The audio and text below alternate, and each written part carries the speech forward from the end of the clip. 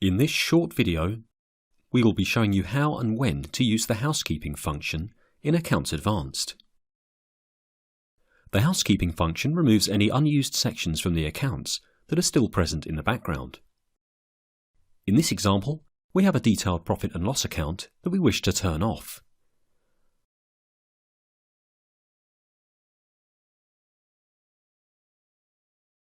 After returning to the accounts, we are presented with a warning banner advising that there are rounding differences.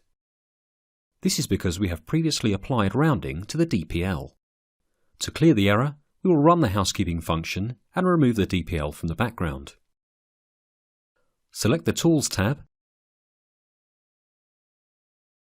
and Housekeeping. Here we can see the DPL sections to be cleared. Click OK and the sections will be cleared, removing the error.